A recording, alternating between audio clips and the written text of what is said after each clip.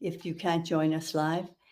Um, it is my understanding that we were going to have this interview today. Now, I do want to say that I have neglected, I admit it, with all of the wonderful beta testing that we are doing here at Be Connected, I got so involved that I committed the error of one of the biggest error that you could commit if you do interviews. And I've been doing interviews for 3 and 4 years, and I've never done this, but I totally forgot to contact Michael to make sure that today was the interview day, that he was good with it. Um, we had it agendered for today, and it looks like Michael is either trying to get on and is going to join us soon, or perhaps he has forgotten because of my neglect to not remind my guests that we were having this interview. So there's a good lesson to be learned here if you're an entrepreneur and if you're an interviewer, because I am fascinated with doing interviews. I love to feature people. I love to hear people's stories. I find people have fascinating stories, but that's not all there is to it. If you are going to do interviews, then you must take all the steps necessary. And I think what I'm going to do from now on is have a checklist. It's a good idea to have a checklist of things that you have to do before your event, because this is one of the first times that I neglected to contact my guests, either this week or even last week, about our interview being happening today. So we will, we'll wait a few more minutes to see if Michael does join us.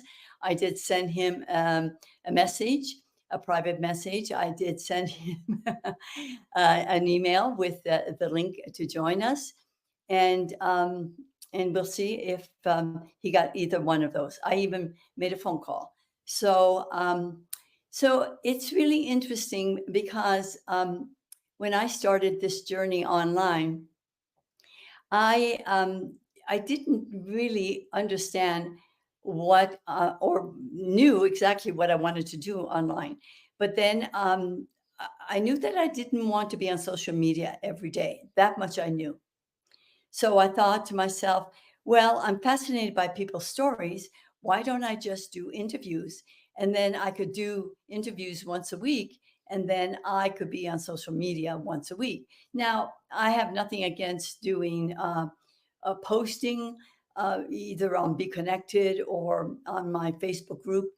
Uh, that's not a problem.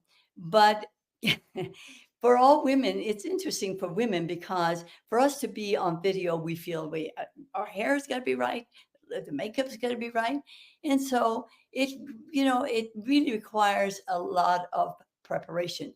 Not that I'm against preparation. I'm just thinking that I didn't want the responsibility is a good word, and I do have something about that word that doesn't sit right with me. But I do have the responsibility of, of setting everything up. And certainly one of the things that I need to do is contact my guest to make sure that my guest is going to join me on the day of the interview, which didn't happen today. So um, I'm not going to belabor this too much. I'm just going to tell you that we will have to reschedule this because Michael Whitehouse has a fascinating story. I mean, he went from, a small town, um, I guess, networker to now he does 26 events per year. He does summits, he does podcasts, and he does interviews. He's been interviewed over 100 times himself. So he is the network expert guru, as I call him. Now, the first time I came into, the first time I ever knew who Michael was, one of my teammates from Launch Lab Academy being the business that I do with my teammates. And we help people, entrepreneurs, course creators, coaches, launch their business on social media without, paying ads or websites. And we've been doing that for 4 years. And we started, and we have an interesting story. I started as an affiliate for Tony Robbins and Dean Graziosi, and my teammates were moderators for Tony and Dean's events. And we could see that when Tony and Dean were bringing in so many people, and they were creating a new legacy. The new legacy was, um, you know, it was called self education is the new norm.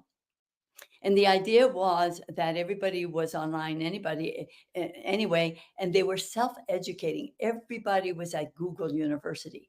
Well, what Tony and Dean did was take it one step further. They decided, not they didn't decide. What they realized was that people wanted more than just information. They wanted expertise.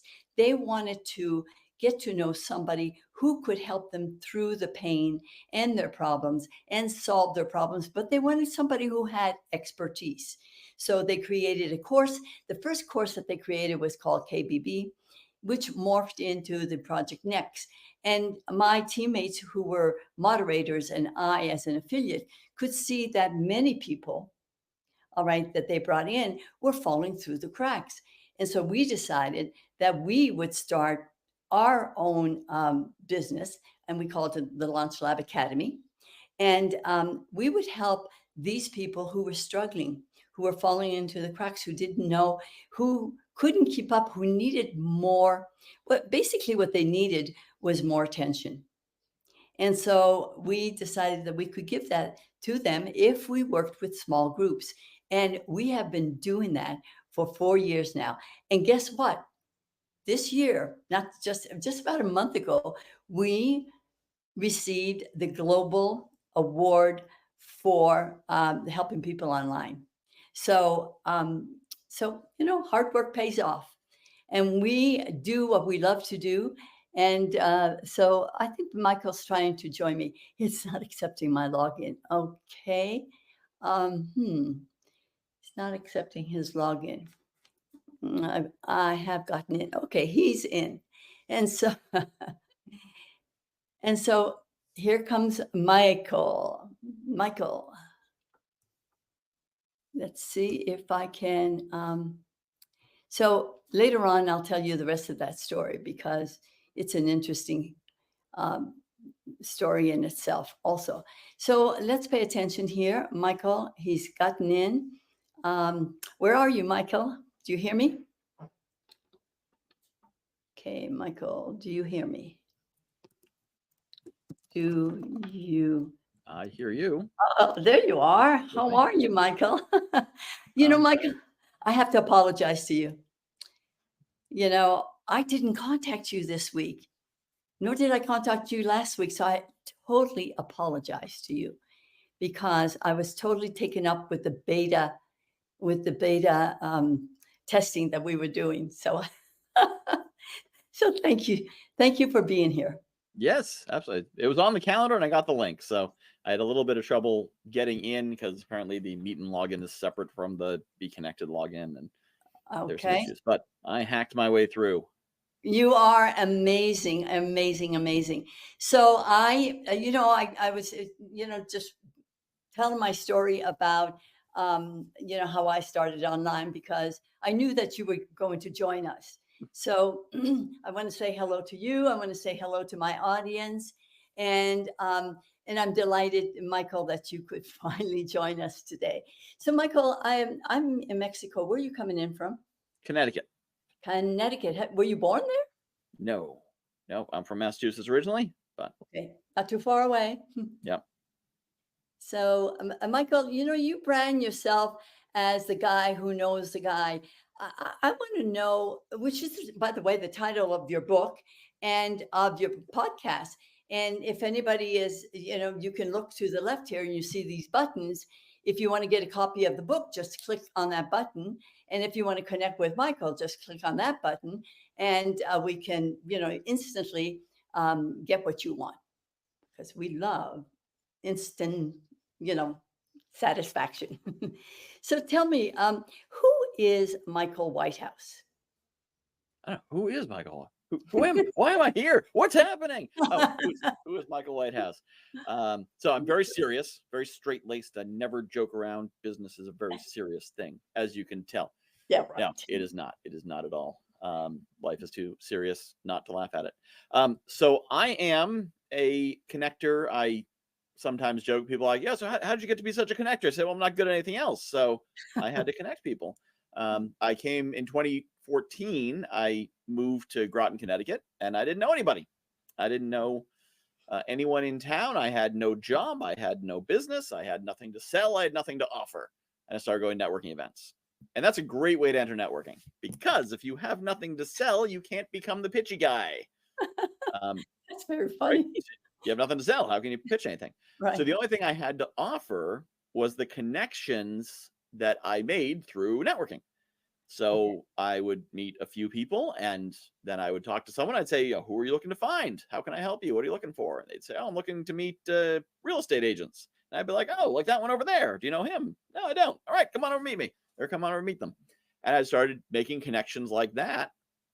And when you approach from a position of desiring to serve, Right. really good things happen, because people very quickly say, wow, you're so giving, you're so generous, you're such a great connector. I knew 30 people in town. People are calling me a great connector. And I knew, but I was meeting more and more people, because if someone makes an introduction for you, you're going to want to reciprocate it. And the more I made those connections, the more people wanted to get to know me and find out how they could give back and how they could provide value and all that. So that's how it started. 2017, I wrote the book because I realized I was doing something pretty easily that most other people were like, networking. Oh, I don't know how to network. I don't know how to make money. I don't know how to get anything from it. And they were, super confused by it. So I'm like, well, let me write it down. I'll put it in a book. So that's how that happened in 2020. In the intervening years, I was doing various sales jobs. I got into selling, publishing a community magazine, which is basically selling ads. They don't say that. It's, publishing in a community. It's selling ads. That's what the job is. It's how you get paid. And I made $450,000 of sales over a little less than 3 years, almost entirely through networking. I think 80% of those sales came from networking contact, people I met through networking, not people I met through other means. And I just love the way you threw yourself in.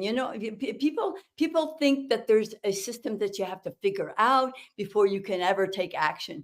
You just went to these networking events and you started talking to people.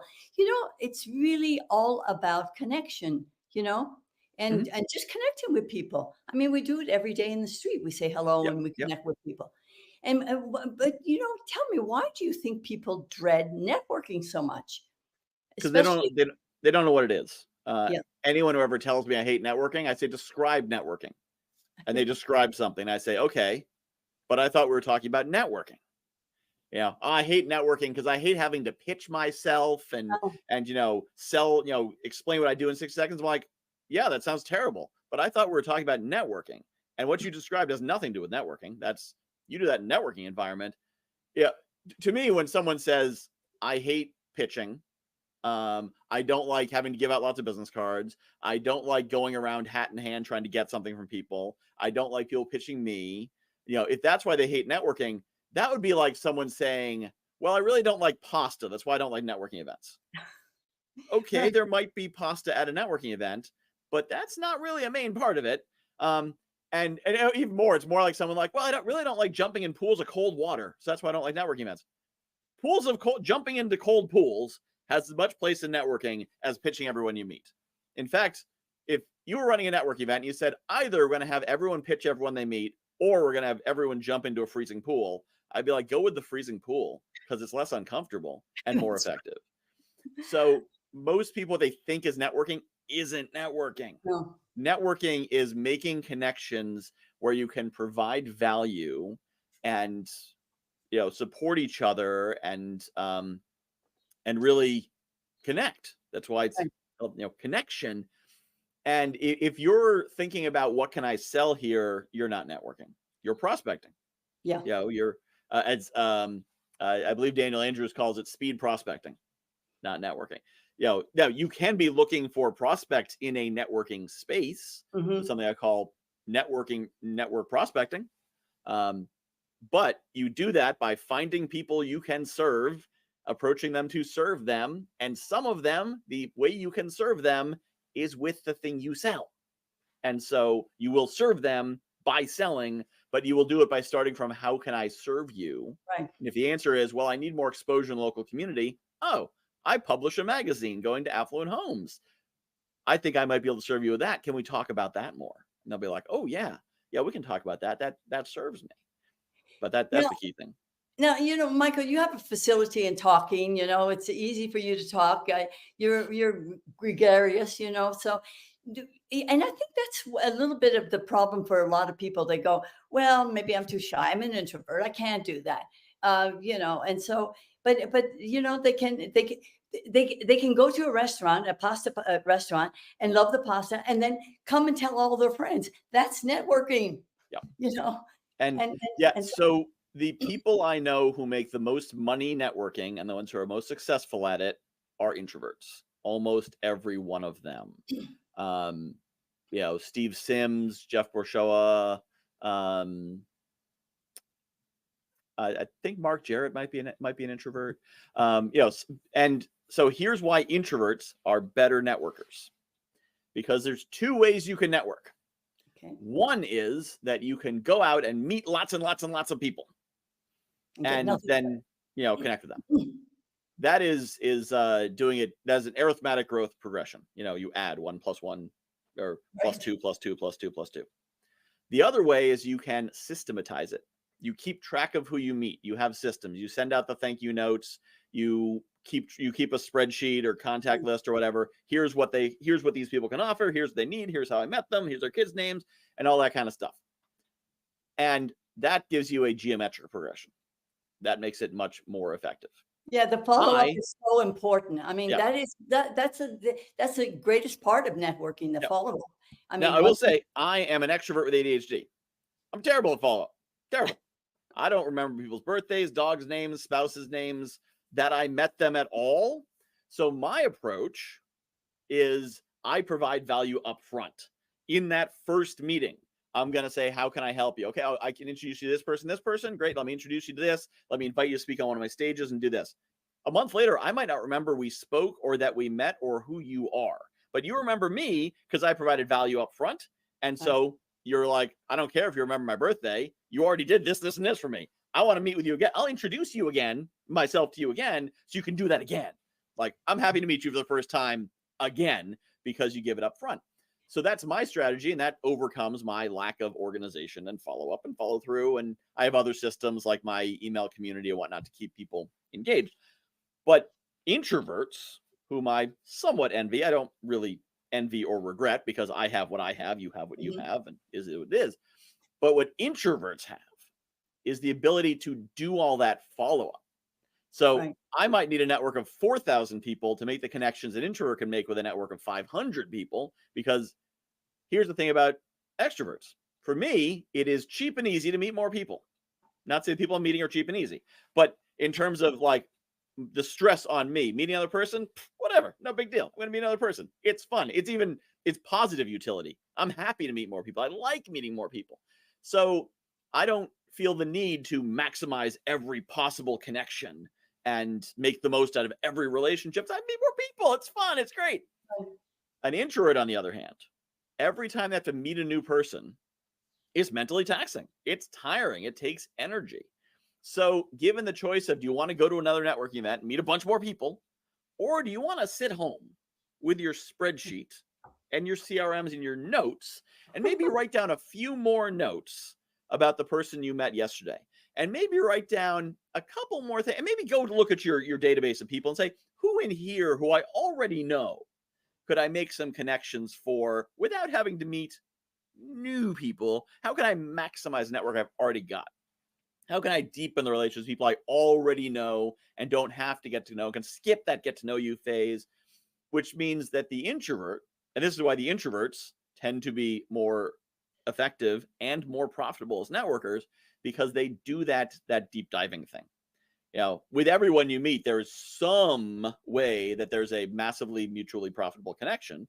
Right. If you go deep enough, it may be your cousin's brother's former roommate's boxing coach, and you have to really get to know them to find that connection in there. Whereas the extrovert will just meet 100 people, and one of them up front will be like, "Oh, I know a guy you need," and the other 99, there's connections there, but we don't necessarily dive deep. So whether you're an extrovert or an introvert, you absolutely can be a great networker. And that brings to another issue. A lot of people conflate networking with networking events. Right. That's true. Yeah. Networking events are the springboard for networking. You can be a super effective networker and never attend a single event ever. No you can chamber just of do it commerce. one-to-one calls. Yeah. Yeah. Never have to go to a chamber of commerce. Yeah. Well, what do they do? Pick up the phone? So everyone already knows someone. I mean, so I guess if you were just dropped out of space and you're an alien masquerading as a human and you don't know anyone, you'll have to go to a couple chamber events to get started. But presumably you know a few people. You would then need to know what you're trying to do. What is your goal? If you're selling something, you know what your goal is to sell the thing. But, what is your goal? What do you want to do? And who do you need to meet in order to do it? Right. And then get on the phone, get on a Zoom call, get on a whatever with the people you want to talk to. Not the people you want to talk to, the people you know. You want to talk to everyone you know. Share with them. First, find out how you can help them. What do they need? Who among the 10 people you know is the one they need to meet? And introduce them to the best person you know to help them with what they're trying to do. Now you've provided value. And by the way, even if you just know 10 random people from the neighborhood, if you introduce every one of them to one others of them, you're still the best networker they've met this month, probably, because most people are starting from how can you help me, not how can I help you. Then once you've helped them, then you simply share with them, here's what I'm trying to do. So who do you know? Who's the best person you know? Best might not be good, just best. Who's the next person you know who I should talk to who'll get me in the right direction? They're going to make an introduction. Hey, could you text them and let them know I'm going to be calling them? Could you send a Facebook Messenger message, join your LinkedIn message, email with the three of us together?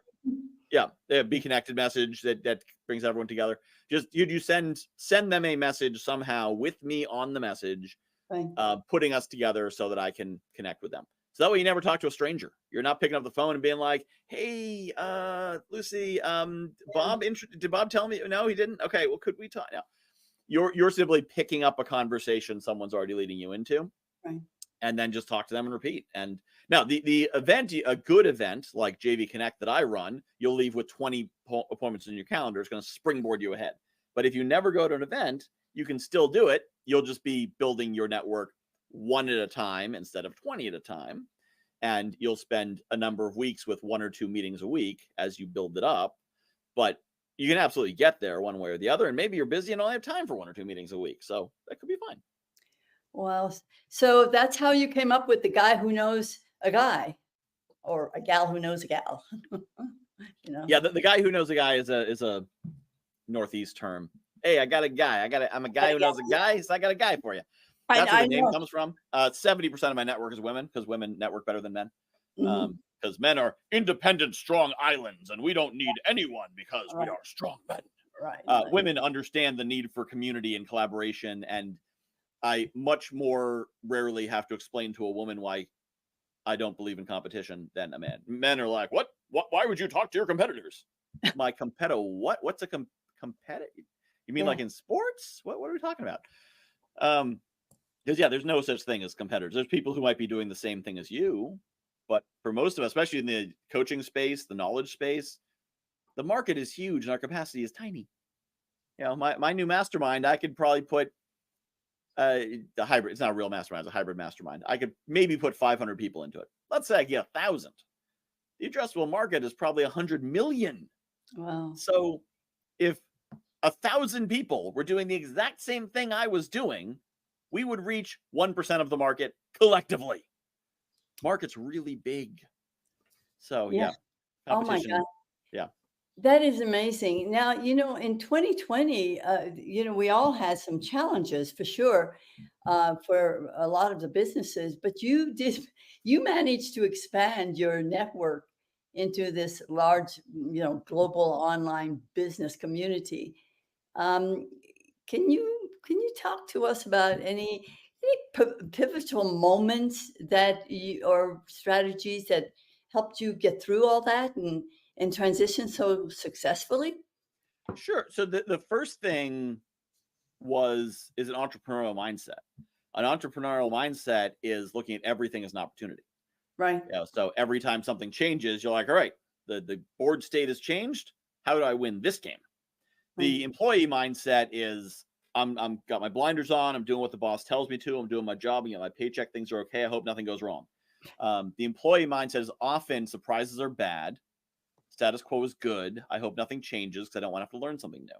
An entrepreneur, things are always changing. The only constant is change. So entrepreneurs were ready for 2020 because I've been facing constant change for 20 years. This was just the latest change.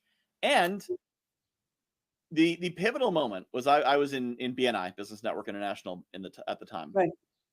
and they announced that our meetings were going to be going to Zoom. And I think it was almost immediately. I don't know if this is in retrospect that I collapsed the timeline, but I'm pretty sure I realized this almost immediately. If our meeting's on Zoom, everyone else's meeting's on Zoom. Yep. And so one of the first things I did was figure out, how do I get into other people's meetings around the world? And within, it was March 13th when everything closed here in Connecticut. By late March, early April, I was visiting meetings in London, Melbourne, Australia, Malaysia, Washington State, all over New England and New York, and anywhere I could get access to a meeting, I was going. I started going to I went to a Rotary meeting in Africa. I was going to all these meetings everywhere because I realized the world is suddenly open to me. Not even any agenda. I mean, I sold magazine ads in Southeast Connecticut. Nobody in Malaysia wants to buy a magazine ad, but it was just, I like networking, and how cool is this that I can network around the world right now? This is Unbelievable. Yeah. fun. And Yeah. then I started getting into the industry. I did it by accident. I was trying to figure out how to sell magazine ads without meeting people in person. Remember, 80% of my business came from these in-person networking events. So my sales went to zero, and that was a problem. So I was trying to find sales strategies, and obviously there's no sales strategies for selling magazine ads online, but there's lots of strategies for selling coaching. So I Right. learned a strategy of selling coaching, tried to use it for magazine ads, didn't work. Did work to sell coaching, except I wasn't ready because I didn't know a tenth as much about coaching as I thought I did. So I had to go back to the drawing board. I took a coaching certification course and that sort of thing. But once I was in there, I signed up just enough clients to quit the magazine because I'm like, I just made $5,000 in 1 month. I don't need this magazine anymore. That was last month I did that. It spiked 5,000 1 month, and everyone dropped off because I couldn't deliver back then because, wow, I was a child in 2020. Anyway, so but once I was in, I'm like, I'm doing my own thing. I'm not going to work for anyone else. I'm going to figure it out my way, whatever that takes. And that's led me down some very interesting paths. I've learned a lot, and I've learned it all by meeting people. I've met with, I think, over 3,000 entrepreneurs in the last 4 years, and many of them I learned what to do. A few I learned what not to do. What not to do, right? But I learned a little bit from all of them, and so I've gotten this little bit of insight, which is how I ended up building the Foundations Hybrid Mastermind, because there's no one teaching those basics. Mhm. It's they teach networking, or they teach mindset, or they teach how to build a course, or how to build a launch, but no one's teaching like the foundations, like what do you need to know to get started. And I picked that up by just talking to thousands of people and realized, oh, this works. Or, oh, when people say this, they're actually full of crap because this isn't working for anyone, but it sounds good to sell. So they say that. And, I learned all these behind the scene things talking to all these people. and that's the really cool thing with networking. If you don't go into it like, how can I sell you something, but what can I learn from you in addition to how can I serve you? Great point. Yeah, Yeah. absolutely, absolutely. Yeah, actually, I've gotten into the practice of waking up every day and saying, how can I serve my clients better? I mean, Hmm. and that works for me because it's all about serving. You've mentioned the word so many times, and that's really what it's all about. You know. But you're at a point now that you're organizing, I think, what, 28 virtual events per year. About that. That's that's no small feat. I mean, you may not remember, but one of my teammates from Launch Lab Academy, Michael Empolgado, was a guest, one of your first guests, I think. You probably don't, like you said, you don't remember names, you don't remember faces, but that's okay. And that's how I got to know you. Now, I noticed that Tonya, our CEO, says, "Nice to see you on Be Connected again, Michael." And she has a smile face. So, and then so I know that you're a member of Be Connected, and so it is nice for you to join me here. I love this platform, and I do believe that.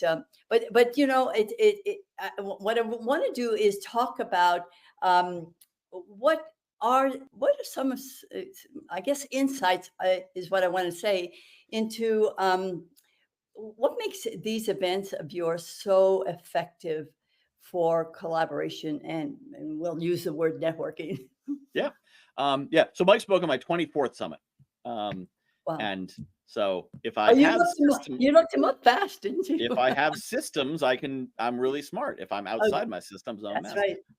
Yeah, yeah, and hello, Tanya. Yeah, so I was a founding ambassador. I think that's the term. I was one of the people who got in early and said, "Sure, I think this is something here. Have some money for a ticket and let me ride this train." So exciting to see how this platform is developing. But Mhm. so what makes my summits uniquely effective from others is that they are interactive. So I call them awesome virtual interactive events, Okay. because when I first came across the world of summits, they were I've been doing events since 1996, mostly in the sci-fi convention space. And I've looked at all these business events, but I couldn't afford to go because you got a plane ticket and a hotel Right. and the ticket for the event and food and everything. You're talking thousands of dollars. Someone gives you a free ticket, it's going to cost $2,000. So I saw a virtual event and I was like, "Oh, I can do it from my office. This is going to be awesome." So I logged in and it was terrible. So there's the events where it's live, but you have no interaction. They can't interact with you. There's the events where it's like live. That's the best. Like, yeah, we're live. We're not actually live. We're lying to you in the basic premise of this event. We're pretending it's live and it's not. I don't believe in lying ever, unless there's like a terrorist and lives on the line. Other than that, I don't believe in lying ever. So saying this event is live when it's not live, you're lying about the fundamental nature of the event, which is Right. crazy. As they say, how you do one thing is how you do everything. So if you lie to me about how you meet me, does not bode well for the rest of the relationship. That's a side thing. Anyway, in terms of the events, I thought about you think about real events, live event, in-person events. In person. That's what Where, that's what they say now, yeah, in-person event. Yeah. yes. So where's the real action happening on an in-person event? Is it when you're sitting there listening to the speakers?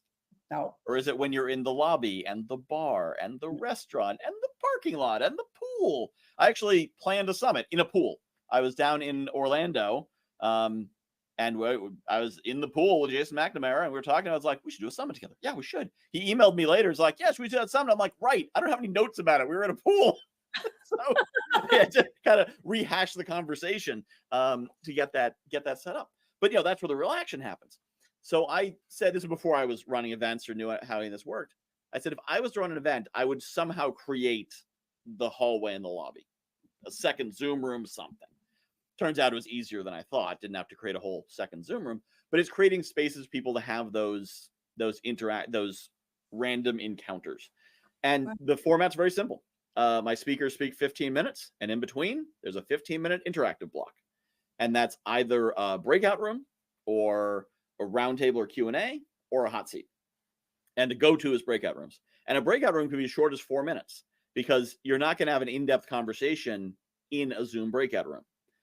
And if it's long enough to have an in-depth conversation, then you might be just hanging out with the wrong people. So the point of it being short is that you get the chance to meet someone for 3 or 4 minutes and say, I like the cut of your jib. Here's my calendar link. Let's get on a call. You only need 4 minutes to do that. And so in those events, we've got those breakout rooms. Those And breakout then, rooms are great. Well, I mean, yeah, we have them too. I'm so excited about this yeah, too. but the key thing is using them correctly. Yeah. So the best way to do breakout rooms wrong is to give people a question that has nothing to do with what they want to talk about. So now, if you send people into breakout rooms and say, hey, share with each other your biggest takeaway you've had so far from the event, that's a good question to prompt with.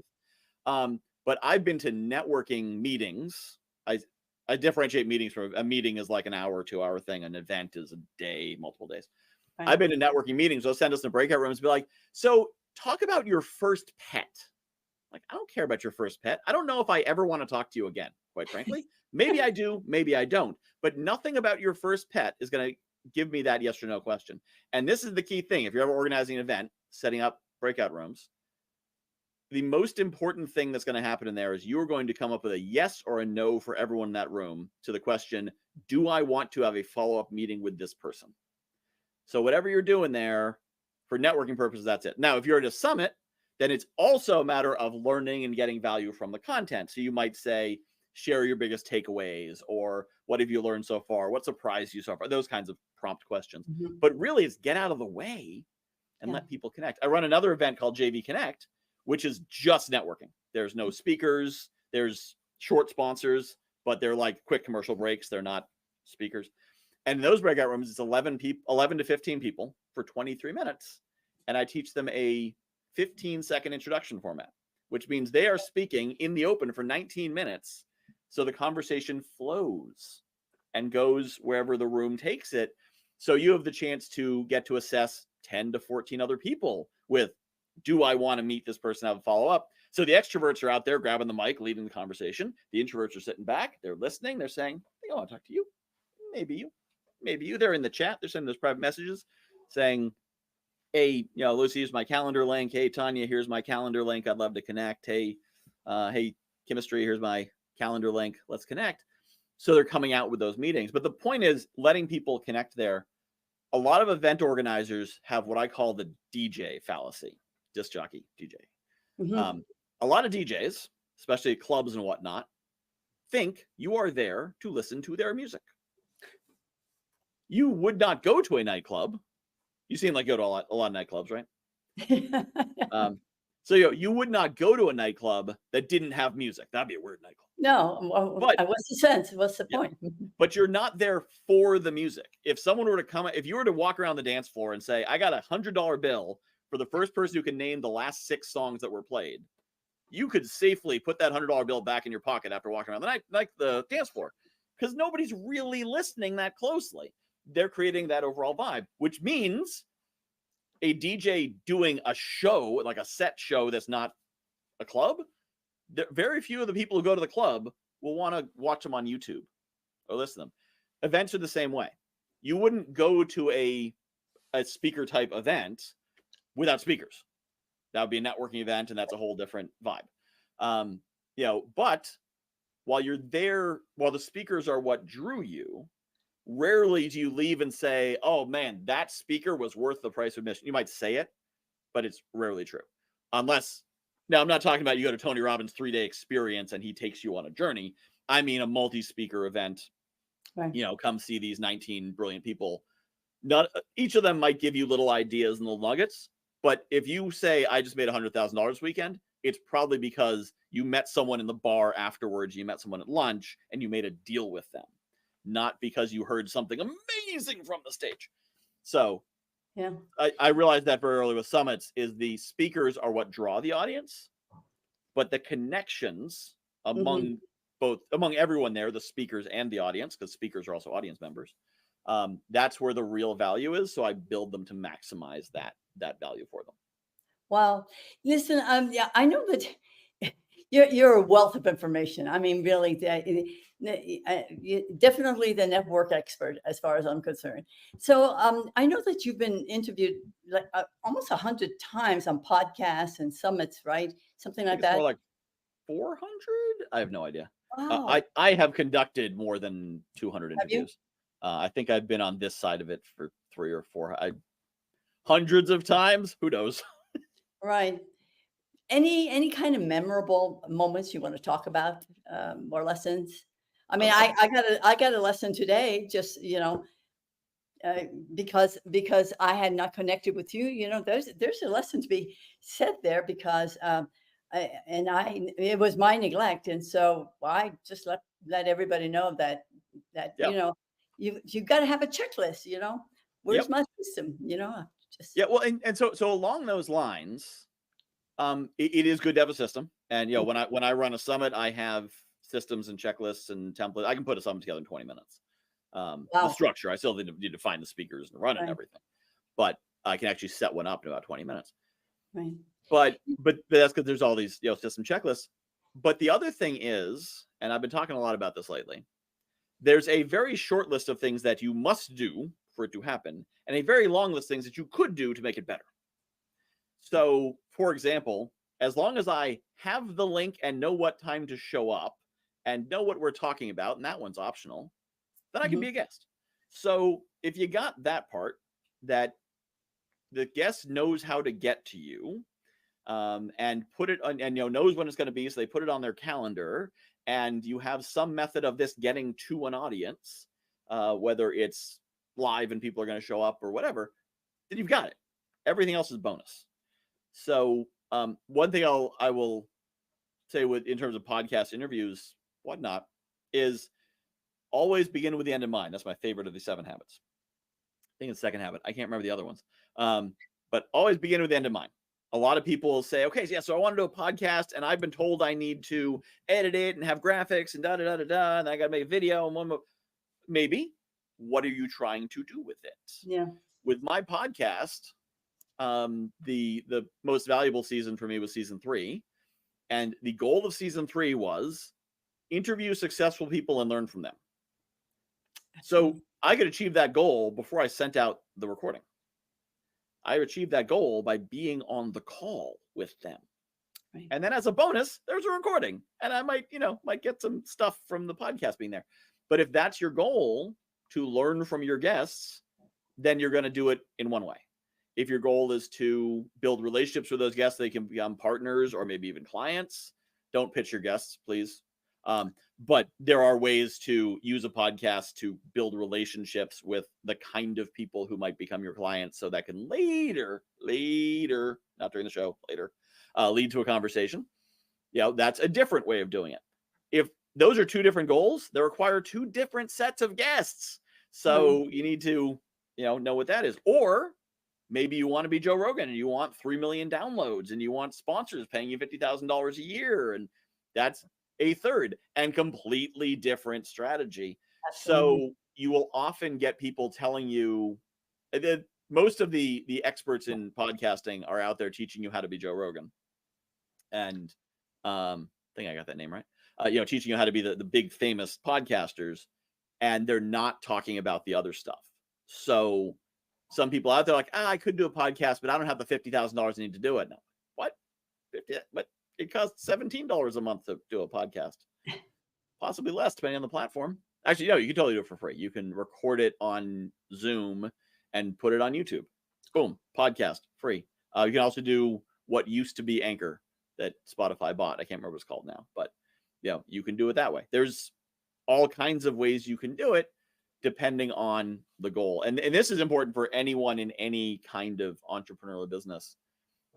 You need to do it well enough that it serves your goals. And mhm. that's as much as you need to do. You will have a lot of experts out there, and experts do this because it makes them sound more experty. They will lay down pronouncements as if they came down from Mount Sinai on tablets. They will say, if you have I saw someone posted this recently. What did they say? They said something like, if you have a podcast and you're not editing it, then you don't have a podcast. And I'm What do like, you think about that? I mean, what? eh, I mean, well, and that's the thing. Like, the person saying this because they edit podcasts. So if you don't, what it often comes down to is if you don't have the thing I do, you're not doing the thing you think you're doing. Right. So you better hire me. Yeah, right. And but my favorite one, I love this. I was in I think it was some kind of group meeting, and somebody declared the pronouncement of, if you're not sending out thank you notes to everyone you meet with, you're not really networking. And I said, well, darn, I thought I'd been networking for the last 8 years. I wrote a book that I thought was about networking.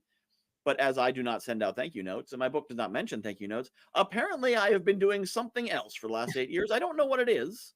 I don't know how I made those $380,000 of sales, but apparently it wasn't really networking because I wasn't sending out thank you notes. So it's when you hear someone do it in your own area of expertise, it sounds crazy. Yeah. But when it's outside your area of expertise, and especially an area of weakness, then you say, I I guess I better send out thank thank you. you. Yeah. Yeah. And now you're spending 5 hours a week sending out all these. No, there's some people, that's what they do, and it's really effective because that's aligned to their strategy and who they want to be and how they want to do their business. And that's great. It's part of their branding. Yeah. Mhm. Yep.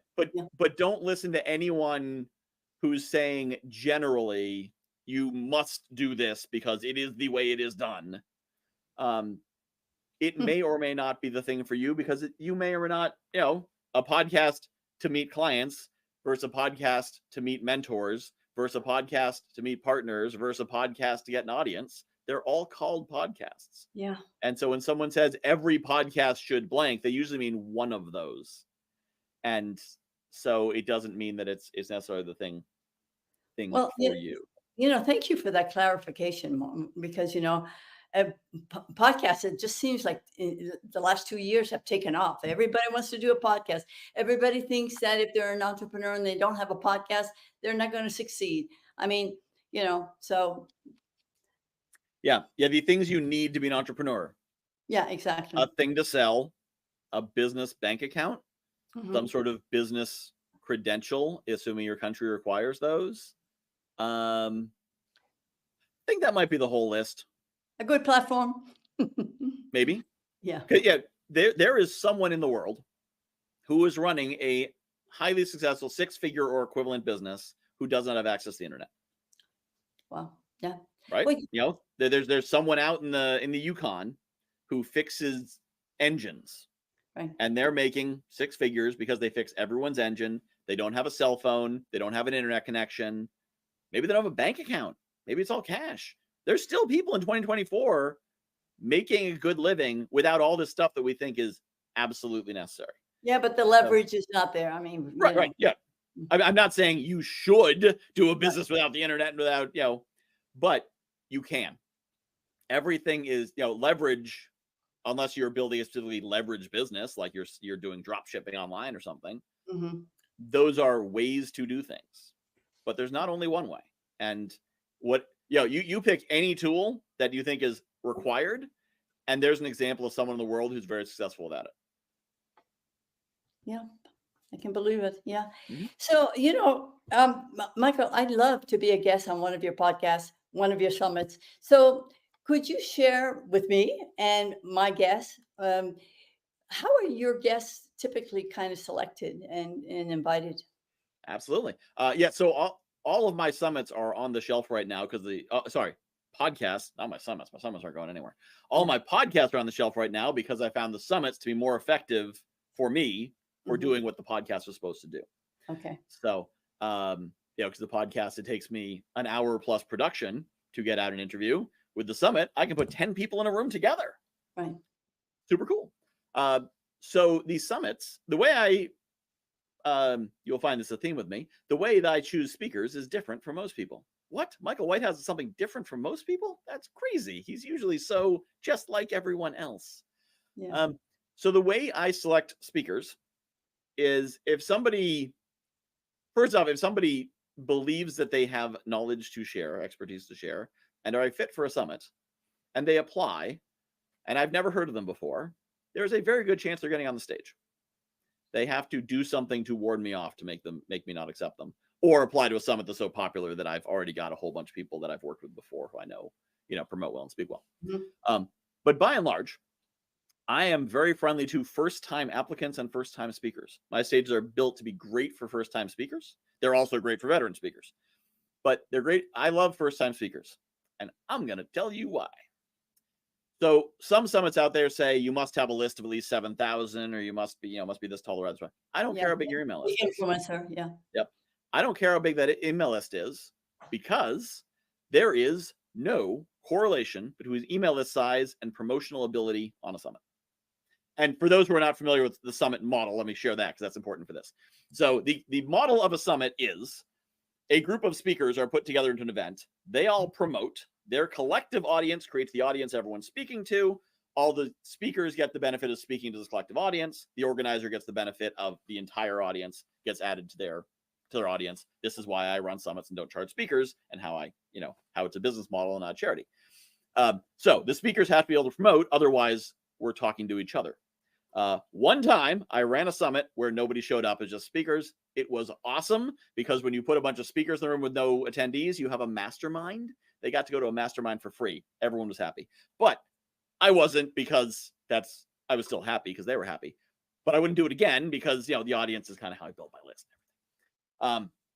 But I have found absolutely no correlation between the size of the speaker's audience and the number of registrations they bring in. I'm running an event in October on 10/10, because 10/10, called the Epic Legendary Summit, in which I'm going to my spreadsheet of speaker performance, how many registrations they brought in, and going from the top down and inviting. And so the first 10 who say yes, that's the lineup. They're the best promoters I've had out of 214 speakers on one stage, talking about what gives them the magic to do what they do. Right. One of the people on that list who will be speaking at that event does not have an email list. Not has a small email list. She does not have an account at an MSP, a mailing service provider. She does not have a MailChimp account. She does not have a Constant Contact account. She doesn't have an email list. What And does she have? And she is one of the top 10 promoters ever. Wow. Because she just reached out and invited people.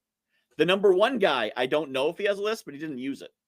He reached out and he just sent messages, which, this is the crucial thing about my events being fun and interactive, and not just a lead building activity where we're going to record some great content and you're going to get to watch it. That's really hard to send a message to your friend saying, hey, could you sign up for this? But if it's going to be fun and interactive, you're going to talk to each other, see each other in the breakout room, then you can send a private message and be like, hey, Bob, you're going to want to come to this. It's going to be a lot of fun. I'm speaking. There's some other great speakers. Please join me. And not, please do me a favor and register for this. So, but I've also had people with 40,000 person email lists who can't get, I only require 10 registrations. Most others require 25, 50, whatever. I require 10. And I've had people with 40,000 person email lists who could not hit that target. Isn't that amazing? I don't care how big your email list is, because it doesn't matter. I care if you're going to, spend 5 minutes inviting some friends. If you have an email list, great. That works too. That's easier than private messages. But also, I love new speakers because they often do know how to speak. They don't know how to sell. Now, that's a problem for them because they're not going to be able to maximize their presence. But a lot of speakers, they don't get better delivering their message as they get more experienced. They get better at holding back information. They get better at structuring their talk to maximize lead generation, sales, engagement, all that kind of stuff. And from my perspective, as the guy hosting the party and creating the experience, they get worse because they are taking the passion that they had and tamping it down so they can have technique, so that they can bring you along a path to get you to opt into their thing or get on the call or whatever. Some of the best speakers I've had, one of the Toby Staples is the name of the woman who's going to be at the Epic Legendary Summit. Her first time speaking ever was on my Breakthrough Summit in January, and that's where she landed the spot in the top 10.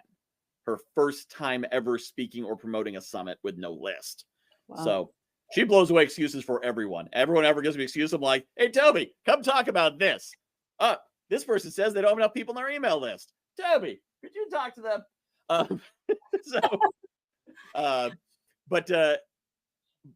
But that's is she has this passion that she brings to it, and she has some programs, some private clients. She doesn't really have an offer.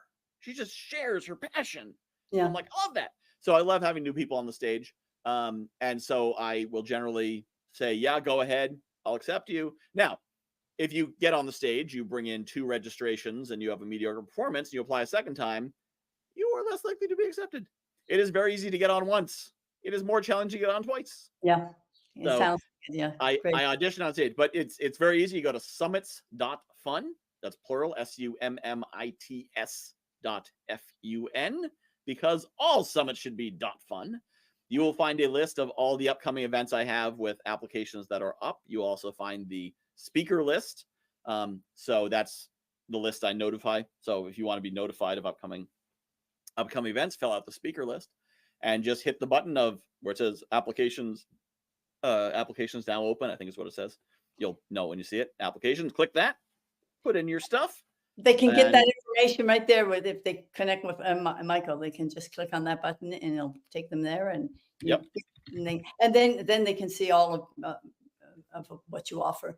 And of course, if they're interested in buying your book, they can click the above button that says get your copy now, and it'll take you right to Amazon. You can get that. Michael, I just want to thank you so very much for today. First of all, I want to apologize again, but it was so much fun. And I've heard this over and over again. If it's not fun, you're not doing it right. correct. you Very know? true.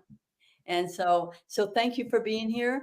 And I certainly want to thank my audience. Thank you, Chemistry. Thank you, Tonya, for dropping in. Thank you. I see that you just put the summit Yep. with the s.fun. Okay, for them. Okay. Any last word? Any golden nugget here? I mean, they've all been golden Yeah, nuggets. yeah. You shared a few of them. If it's not fun, you're not doing it right. Mhm. And actually, I'm going to share that. This bit out of left field of what we've been talking about, but this is crucial. Which is, if you're an entrepreneur now, if you're building a scaling Silicon Valley business, this is not advice for you. If Right. you're a solopreneur, coach, practitioner, something like that, which is probably the audience, this Right. message is for you. If you are getting into this, you're doing it because you uniquely have something to share, a gift, an energy, a vision, a passion, and you need to do what's aligned to you. And the great gurus out there are doing what's aligned to them. So if it feels wrong, Don't it do it. probably is. If Yeah. it doesn't, if you don't like it, there's probably another way to do it. And Right. remember, there's that guy in the Yukon making 6 figures fixing small engines without an internet connection. So anyone who tells you you must do this, you have to do that, this is the only way, is not true. There's as many ways to do it as there's some things that work, some things don't work. Right. Try them and see what happens, and what works best works. And that's what I've done for the last 4 years. And I do more of followed that. followed Exactly. my intuition, and good things have come of it. Perfect. Perfect. What a great message. Thank you so very much. Thank you for your time here. I know you could be anywhere, so I really do appreciate your time. Thank you. And certainly for my audience, thank you also for being here. And we'll have another great interview next week. We'll see you then. Thank you. Thank you.